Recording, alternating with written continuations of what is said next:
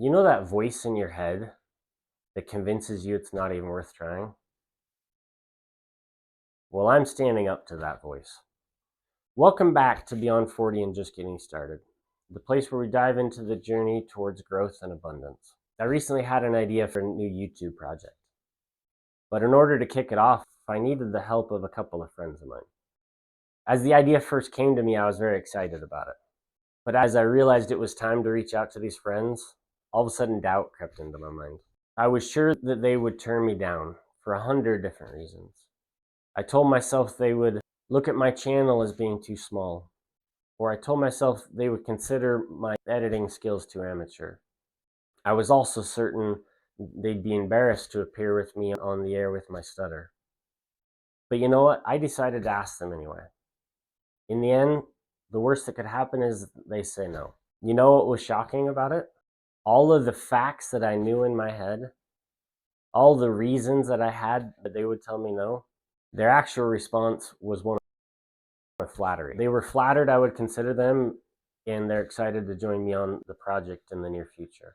Similarly, I recently decided to engage a new accountant.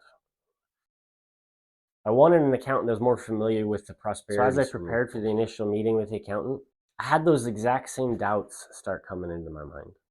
I told myself, he certainly has much more qualified clients than me.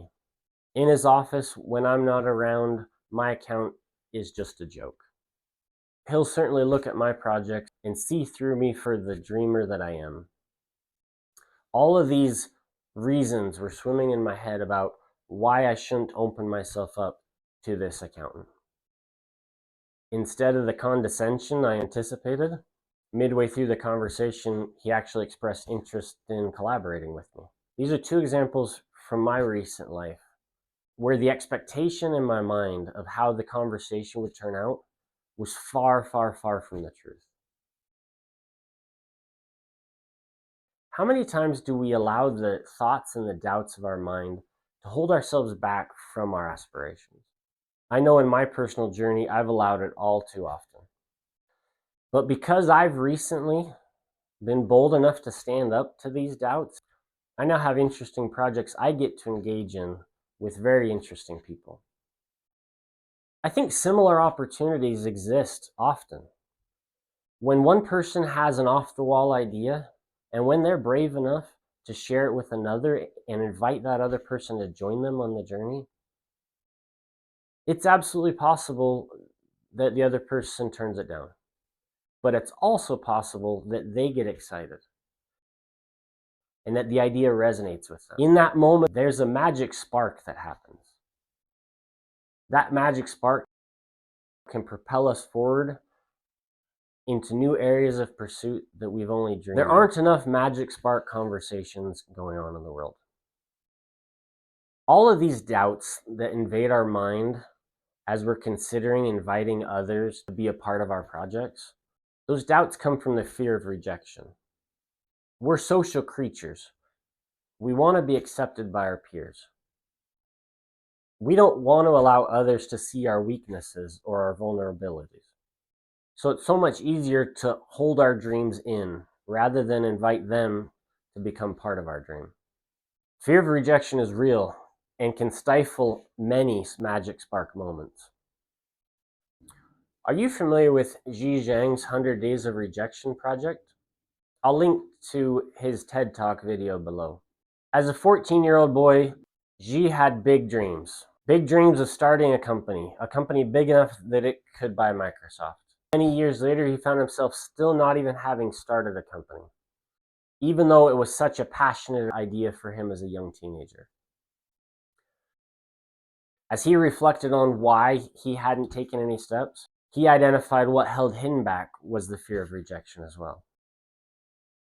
There's a power in giving name to the demon that's holding us back. As soon as Xi recognized what was preventing him from taking action, he was suddenly enabled to figure out, well, how do I overcome it?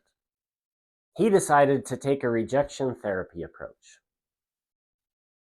Rejection therapy is fundamentally go out and intentionally get rejected again and again and again until rejection doesn't scare you anymore. So G created a list of 100 requests, one request per day for 100 days that he would ask complete strangers.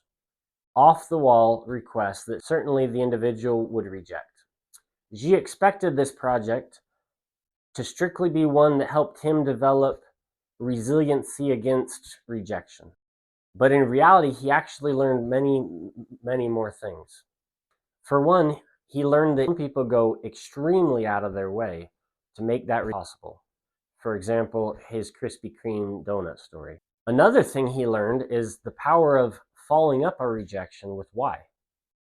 G found that after somebody had rejected him, if he followed up with a why, frequently there's still part of the request that he could get fulfilled, or at least get a reference to somebody who may be able to help him get his request fulfilled.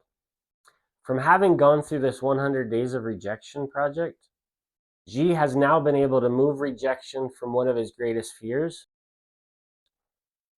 into one of his greatest opportunities. He now has the opportunity to train other people how to overcome the fear of rejection and create more of those magic spark moments in their own life. I know that I still have self-doubt. I am certain I have not overcome my fear of rejection. But I also know that I have two recent examples that make me glad I asked in spite of the doubt in my mind. So today, make a request of a stranger. If the stranger rejects, follow up with why. And comment about your experience below so we can all learn from the journey. In this community where we're all just getting started, there's no room for the fear of rejection. See you next time.